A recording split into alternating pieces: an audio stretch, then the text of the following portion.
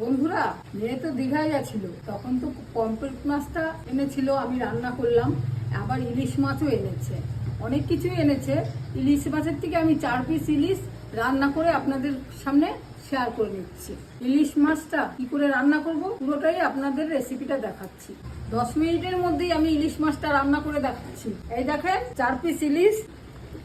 এখানে আমি নারকেল কোড়া নিয়ে নিয়েছি, আর পোস্ত আর সরিষা লঙ্কা একসঙ্গে বেটে নিয়েছি। লবণ হলুদ দিয়ে আমি মেখে নিচ্ছি। গরম হয়ে গেছে, আমি তেল দিয়ে দিচ্ছি।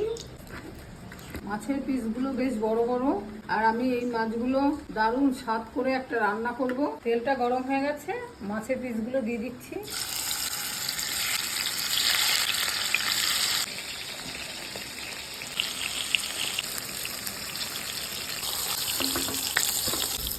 ফোড়নে 2টি লঙ্কা আর সামান্য কালো জিরে দিয়ে দিচ্ছি।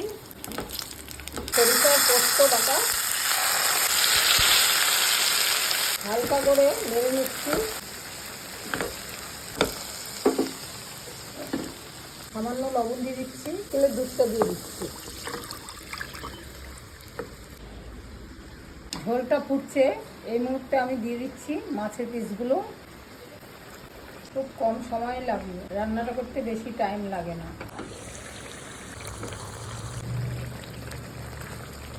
ইলিশ মাছের সর্ষে পোস্ত দিয়ে নারকেলের দুধ দিয়ে একটা দারুণ রেসিপি করলাম বন্ধুরা। এই গ্রেভিটা দিয়ে খেতে খুব ভালো লাগবে। এই যে কি সুন্দর ইলিশ মাছের তেলটা ছেড়ে দিয়েছে দেখেন।